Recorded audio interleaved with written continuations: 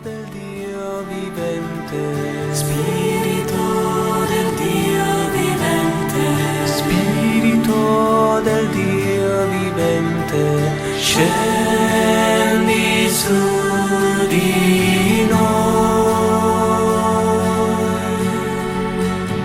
per mezzo del cuore immacolato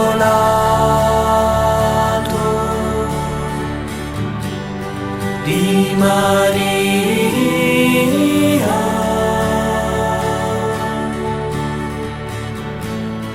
tua dolcissima sposa.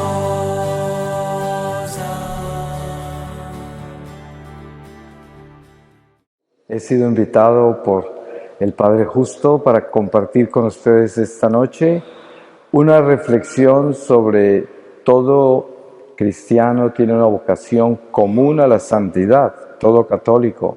El Espíritu Santo nos llama a compenetrarnos mucho más en este misterio de nuestra santidad.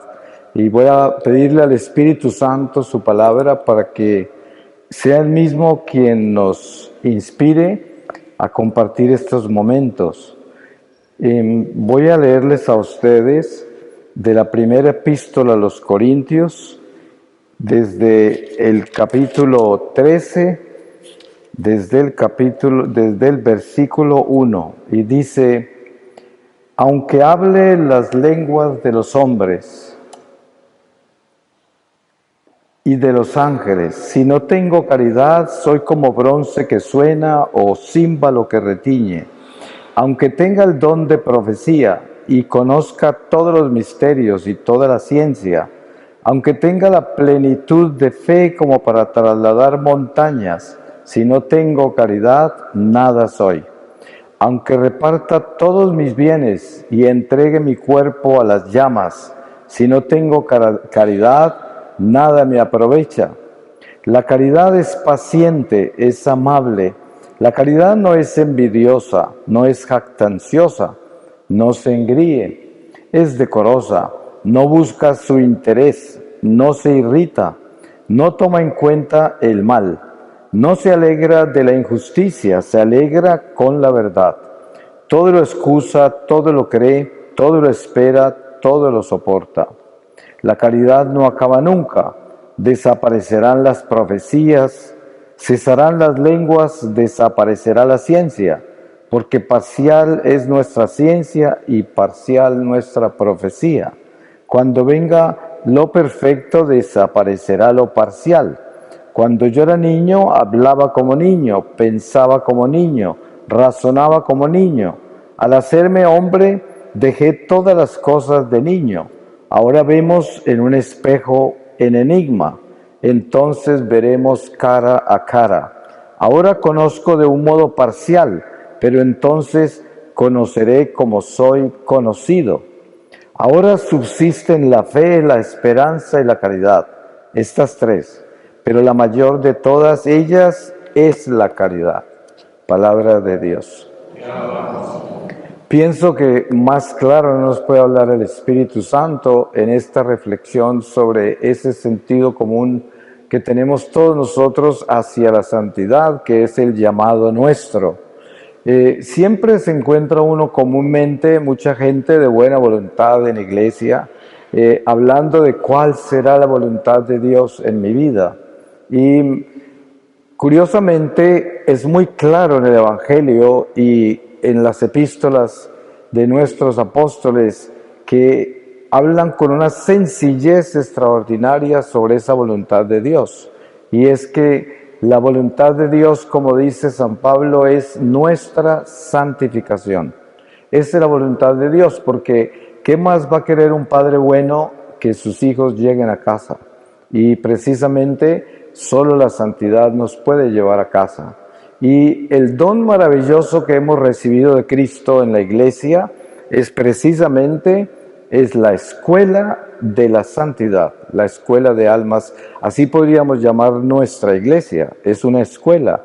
Aquí aprendemos el amor que perdimos en el pecado original, en la rebeldía del pecado original, que entramos en esa pretensión de yo soy de creer que somos como Dios y perdimos el amor de Dios, la obediencia. Y precisamente lo que nos decía el Padre esta noche sobre estos pasos que damos de Adviento con la palabra de la liturgia de esta semana, que habla de la obediencia, de la humildad, y nos lleva a estos pasos que es Jesucristo enseñándonos a amar, Jesucristo enseñándonos lo que dejamos de hacer, y lo que nos separó de la vida, lo que nos trajo la muerte, lo que nos hizo esclavos del pecado. Y esta llamada, como dice San Pablo en este himno a la caridad de Corintios 13, que es el amor de Dios. Si nosotros queremos entender qué es el amor de Dios, porque para nosotros entrar en el espíritu del amor es superar el amor humano. Ustedes saben que el amor humano es lo primero que se despierta en nosotros, porque somos criaturas humanas que comenzamos en un mundo material, en un mundo netamente humano, meramente humano, y por gracia de Dios somos convertidos en el bautismo en seres sobrenaturales. Y por eso el Espíritu de Dios comienza a elevar nuestra alma desde esta carne mortal, desde esta carne limitada, desde esta carne que está manchada, como dice San Pablo, pero que tiene en sí la gracia del Espíritu Santo para poder transformarse en un hijo de Dios verdadero, en un hijo del amor, en el amor mismo. Y ese es el llamado, precisamente el encuentro con esta gracia de Adviento, el encuentro con ese niño, ese Mesías que nos da la lección más importante del Evangelio, que es ser como niño, encontrar la pequeñez de la que también hablaba el Padre en homilía, esa pequeñez. Nosotros sabemos que a la pequeñez que se refiere Jesús es precisamente al morir a sí mismos, que sabemos que por el pecado en nosotros, la concupiscencia en nosotros, nos edificamos en el yo, en la soberbia, en el orgullo. Y sabemos que el reino del demonio, el reino del espíritu de este mundo es el orgullo. Y por eso, para que nosotros encontremos ese llamado a la pequeñez, tenemos que entender la revelación de Jesucristo en iglesia, en los sacramentos. Ustedes saben que quizás una de las armas más poderosas que Jesús nos dejó, inmediatamente resucitó, fue el sacramento de la confesión.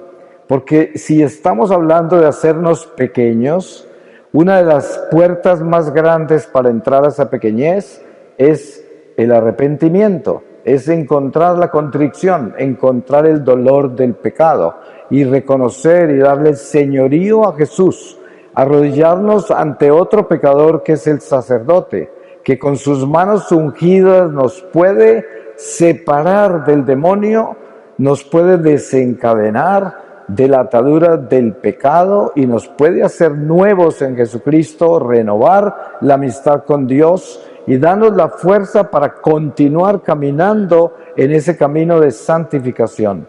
Y precisamente ese volvernos pequeños es atrevernos, arrodillarnos, humillarnos y reconocer nuestra miseria y aceptar el amor de Dios como nuestro reino. Muchas veces pasamos por alto algo muy importante y es el juicio de Jesús ante Pilato. En ese juicio hay un pasaje importante para esto que estamos hablando de la pequeñez y es Jesús le dice a Pilato: tú lo has dicho, yo soy rey, pero mi reino no es de este mundo. Y aquí hay algo que es tan importante de entender, la razón por la cual Jesús nació en una pesebrera en Belén y no en un castillo, no en ninguna de las casas de Belén, porque hay algo que no se nos puede olvidar. Ese niño que María llevaba en su vientre es Dios y no se mueve ni la hoja de un árbol sin la voluntad de Dios. Por lo tanto, Dios permite que San José y la Virgen María, siendo escogidos como instrumentos para cuidar este Mesías, para traernos a este Mesías, en el caso de María, ellos vivieron el sentido común de su ser humano, y lo más común para ellos era buscar un sitio digno para el niño nacer. Y estaban en un invierno crudo, prontos a nacer el niño. El sentido común es buscar dónde llevarlo a un lugar digno de ese momento. Sin embargo, Dios tenía otro plan, porque no nace el niño en esa pesebrera simplemente porque fue rechazado por la gente de Belén, porque entonces en eso olvidaríamos la voluntad de Dios, olvidaríamos el plan de Dios, olvidaríamos el plan A, porque el plan de María y José era buscar humanamente lo que esa madre y ese padre buscaban para ese niño. Pero Dios buscaba otra cosa, y era enseñarnos a nosotros que Él, siendo el dueño, el creador, para quien no hay nada imposible, escoge nacer en la forma más absurda, en un lugar acompañado de animales, obviamente maloliente, un lugar que jamás podría dar ninguna señal de esa dignidad que estaba buscando María y José para que ese niño naciera, sino que Dios nos dice: mi reino no es de este mundo. Y por eso nació así, para mostrarnos que no se trata de glorificar este mundo, ni siquiera en nuestra comodidad, ni siquiera en eso. Y nos enseña perfectamente esa entrada a la pequeñez, a la nada, al desinterés total a las cosas materiales. Y con esto no está demonizando el mundo material el Mesías, sino que nos está enseñando a caminar por el mundo material hacia la gloria de su reino, que no es de este mundo. Y precisamente esa es la invitación de Adviento, que es la esperanza, la espera de una gloria inmensa que ha sido dada por el Padre Celestial a una humanidad esclava del pecado, de la muerte, una humanidad perdida en el destierro, y que llega esta esperanza y este Mesías, y precisamente se manifiesta entre nosotros como un hombre, hecho como hombre, como nosotros, como dice San Pablo, que Dios lo hizo temporalmente inferior a los ángeles, porque así de grande es la gracia de Dios con nosotros. Pero nos da la muestra perfecta del camino para entrar a esa pequeñez que nos lleva por la puerta estrecha, que es la puerta de renunciar a las glorias temporales. Hay algo importante con relación a esto en las tentaciones a Jesús en el desierto. Jesús no necesita ser tentado, pero Jesús es camino, y por eso cada paso que Él da es una escuela de su camino. Y Él, como hombre, se recorre todos esos pasos de su vida pública para enseñarnos cómo caminar de regreso a la gracia perdida, cómo poder entrar al paraíso perdido, cómo entrar a la vida eterna. Y entre esas está derrotar a aquel que nos tumbó. Y por eso las tentaciones en el desierto. Yo le digo a la gente, miren, la iglesia, que es santa y es maestra y es madre, tiene todos los tratados de demonología que se han dado a través de los siglos. Pero yo diría que uno de los tratados de demonología más perfectos, si no es que es el más perfecto, son las 3 tentaciones en el desierto, porque Jesús nos enseña al enemigo, nos muestra quién es, y nos muestra qué hace, qué quiere y qué poderes tiene. Y en uno de esos se lleva a Jesús a una montaña y le muestra todos los reinos de la tierra, y le dice con estas palabras: todo esto me ha sido dado a mí. Si te postras y me adoras, te lo doy. Esto debía resonar en nosotros para entender por qué razón el Señor nos advierte que Satanás es el príncipe de este mundo. ¿Por qué el apóstol San Juan nos dice que el mundo entero está en manos del diablo?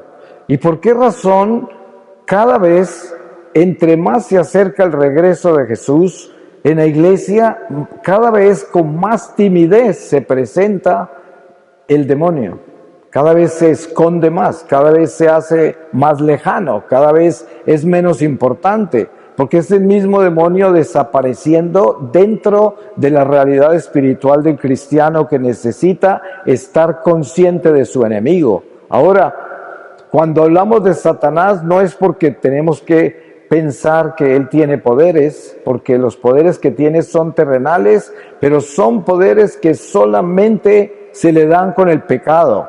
O sea, el único poder que tiene Satanás contra nosotros es el pecado, nada más, porque todo lo demás no lo tiene, porque Dios todo lo sepultó en la cruz, en Jesucristo, y el demonio quedó derrotado.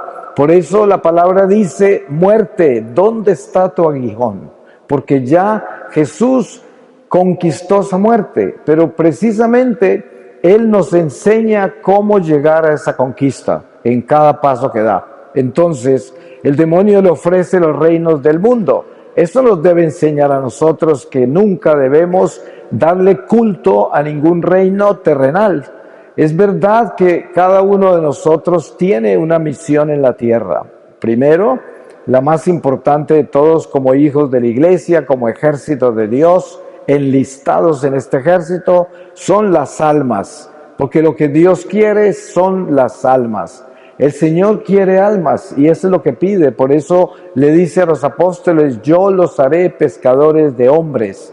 Y Él está pidiéndonos a nosotros precisamente nuestra alma y nos pide almas. Esa es nuestra misión. Y para lograr eso, nosotros tenemos que entrar en la conciencia plena de lo que se necesita para que esa alma nuestra sea de Dios y para que muchas almas entren al reino por nuestra vida y nuestra misión apostólica que Dios nos llamó en el bautismo, y es nuestra santidad, nuestra santificación. Al Señor no le importa que yo sea bombero, torero, poeta o carpintero.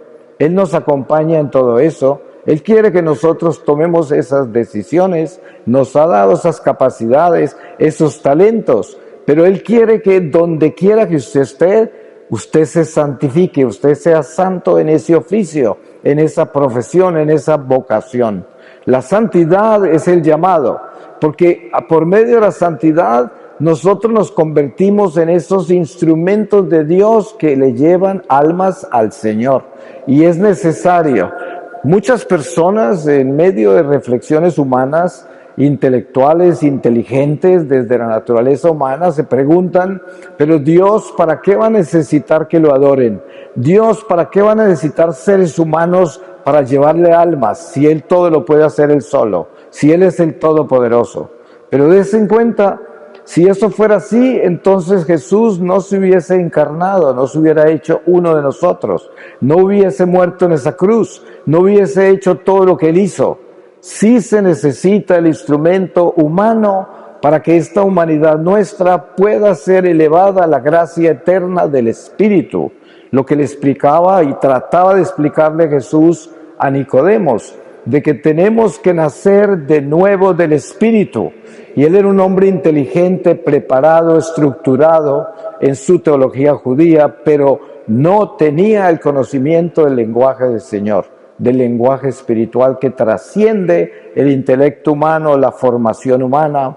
Y en el día de hoy que estamos en este templo y que estamos nosotros también acompañados por un santo tan grande como San Agustín, que estamos acompañados por las tradiciones sagradas de la Iglesia, las estaciones litúrgicas como el Adviento, el Señor, ¿qué nos está pidiendo en esta noche, en este lugar? Nos está pidiendo solo eso, que para que nosotros cumplamos con la misión para la cual nacimos, para la cual Él nos creó, solo necesitamos entender la obediencia, la humildad, porque esos son aquellos ingredientes perfectos espirituales que hacen posible que el Espíritu Santo haga lo que tiene que hacer a través de nosotros.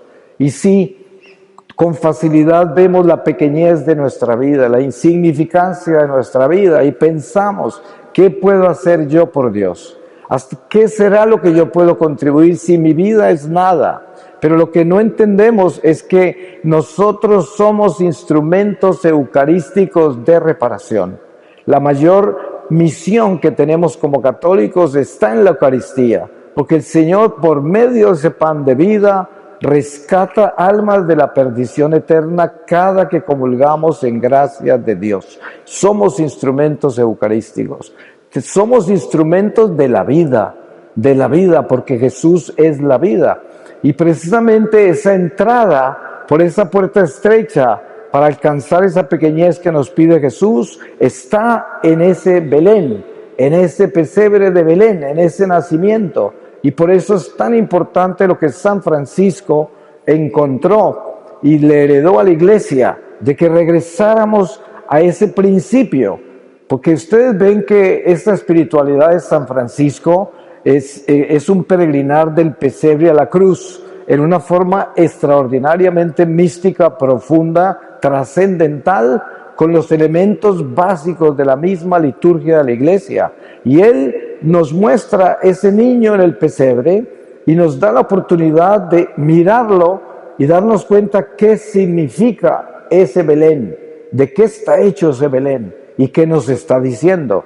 Porque usted entra a este templo y encuentra todos estos altares, encuentra todos estos santos. La iconografía nuestra, las imágenes nuestras, son un lenguaje espiritual. Por eso es que en la Reforma el demonio quiere terminar con la iconografía y con las imágenes, porque él sabe que es una fuerza espiritual poderosa. Nosotros no adoramos imágenes, sino que nosotros vivimos nuestra historia sagrada a través del mismo pincel del Santísimo, el mismo pincel de Dios que nos deja marcado el tiempo, las batallas, el peregrinar de la Iglesia, y todo eso lo tenemos acá en cada imagen. Y cuando nosotros estamos frente a una imagen de estas, la Iglesia nos está hablando de un santo que estuvo como nosotros ahí sentado, que también le predicaron, que también predicó, que también comulgó, que también pecó, que también se arrepintió, que también pensó mucho y no sabía muchas veces si lo que estaba pensando tenía sentido, que vivió su humanidad, pero que está en un altar, ya está ahí, arriba, porque entró en la plenitud de la vida, porque se dio completamente a ese misterio y se atrevió a ser pequeño. Y esto es algo tan importante de entender, de que cuando estamos en una estación como esta de Adviento, la Iglesia nos invita a hacer una buena confesión.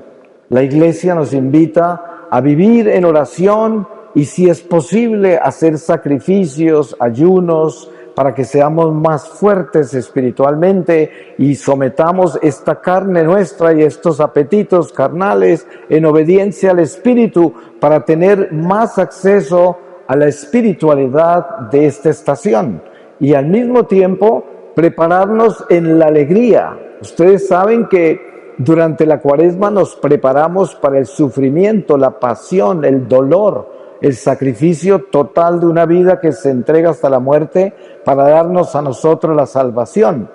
Pero en Adviento la Iglesia nos da la oportunidad de concentrarnos en la alegría, en el gozo, en la esperanza que trae vida eterna, en esa invitación del Mesías a que seamos esos niños, porque precisamente el pesebre de Belén recrea, en la presencia de ese niño acostado en la paja, recrea la invitación que le hace el Mesías a las almas y dice: mírame en esta paja, mírame en esta sencillez, mírame en esta nada. Yo soy el Rey, yo soy el Todopoderoso, y mira dónde me acosté, a dónde nací y por qué lo hice, y qué es lo que te estoy diciendo al nacer así, qué te estoy enseñando. Y hoy nosotros podríamos ponernos la mano en el corazón y pensar: ¿qué tan atribulado, agobiado, sometido me encuentro yo con los afanes de este mundo? ¿Hasta dónde le estoy dando yo señorío a las cosas de este mundo? ¿Cuán dominado me tienen? Porque cuando uno entiende la responsabilidad que tiene con su vida temporal en este mundo, sabe que el llamado a cumplir con esa responsabilidad de lo que Dios nos confía es la obediencia a Dios en todo, para que seamos honestos, para que seamos sencillos, para que seamos caritativos, para que tengamos un corazón que está buscando la bondad, que está buscando ser mejor persona cada día. Yo le digo a la gente, miren, podemos pasarnos la vida de retiro en retiro, de prédica en prédica, de libro en libro, de todo lo que usted quiera dentro de nuestra religión. Pero si usted mira un año atrás de su vida y no encuentra que hoy usted es mejor persona que hace un año, entonces todo lo que está haciendo y practicando no le está llevando a ningún lugar, porque simplemente está viviendo una religión que no tiene vida. La religión sola no nos puede salvar, el obedecer los preceptos de la ley no nos puede salvar ni nos puede santificar. Pero lo que sí nos puede santificar es la iluminación de nuestra conciencia en la sinceridad, que es precisamente la oportunidad que la Iglesia nos da en estas estaciones litúrgicas, que nos invita a recogernos, nos invita a mirar nuestra historia sagrada, nos invita a mirar todos los pasos del Mesías, el misterio de su encarnación y todos los pasos que dio para señalarnos ese camino, para revelarnos esa verdad en la palabra, para encontrar las promesas que nos hizo, dándose en vida en los santos, en todos los que han partido de este mundo y han llegado a la plenitud de la vida. Y todo esto es lo que observamos en la Iglesia.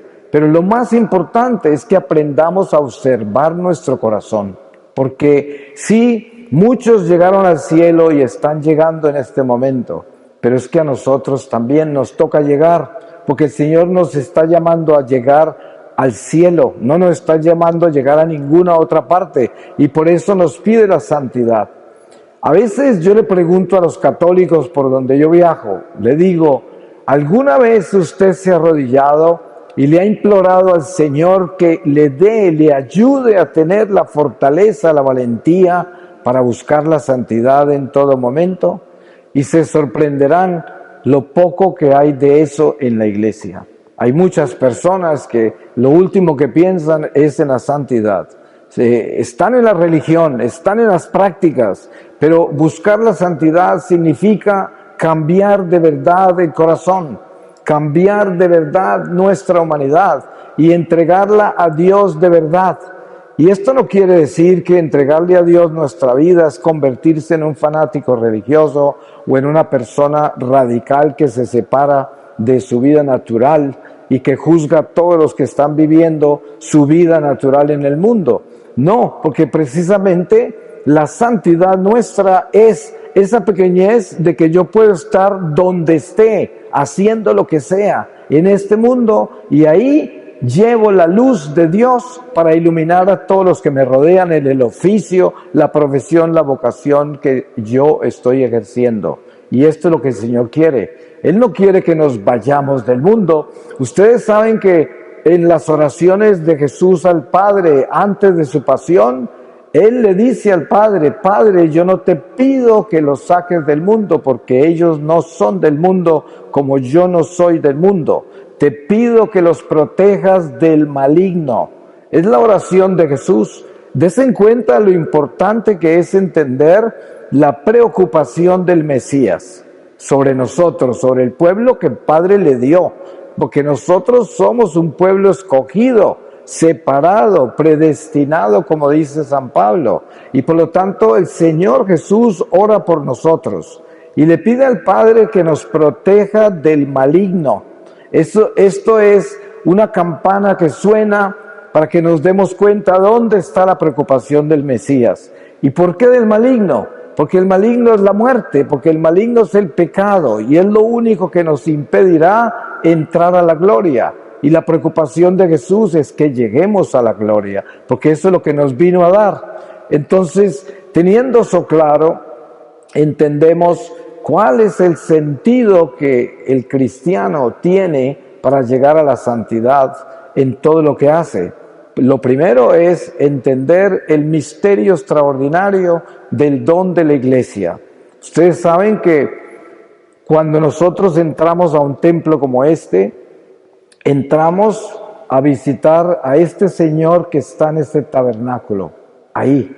Y es a quien nos inclinamos a saludar primero, antes que cualquier cosa, porque es el Señor a quien venimos a darle honra, gloria, acción de gracias, arrepentimiento, todo el honor. Y eso llena nuestro corazón de alegría porque estamos adorando al único Dios, al Dios verdadero.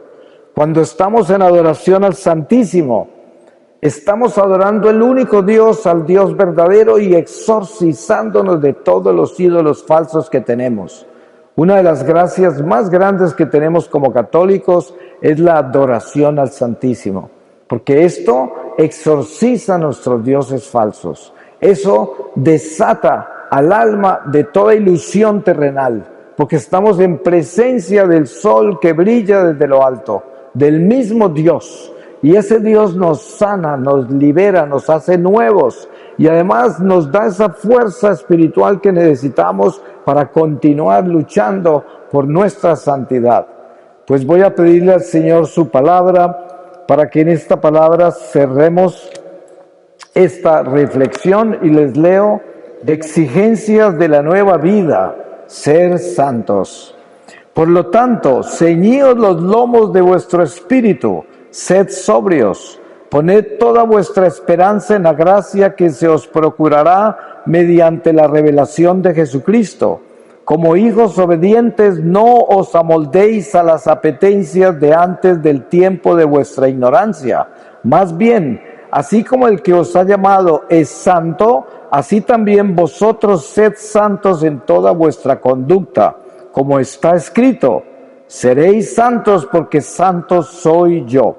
Y si llamáis Padre a quien sin acepción de personas juzga a cada cual según su conducta, conducíos con temor durante el tiempo de vuestro destierro, sabiendo que habéis sido rescatados de la conducta necia heredada de vuestros padres, no con algo caduco, oro o plata, sino con una sangre preciosa como de cordero sin tacha y sin mancilla, Cristo, predestinado antes de la creación del mundo y manifestado en los últimos tiempos a causa de vosotros, los que por medio de él creéis en Dios, que le ha resucitado entre los muertos y le ha dado la gloria, de modo que vuestra fe y vuestra esperanza estén en Dios. Palabra de Dios. Pues yo le doy muchas gracias a Dios por cada uno de ustedes y le pido a Dios que les dé la valentía que necesitamos para santificarnos, porque sabemos que para que nosotros nos podamos santificar necesitamos ser valientes. Hay que ser valiente para perdonar, valiente para tener paciencia, compasión, tolerancia, valiente para tener caridad. Solo los valientes entran al cielo. El infierno está lleno de cobardes. Amén. Muchísimas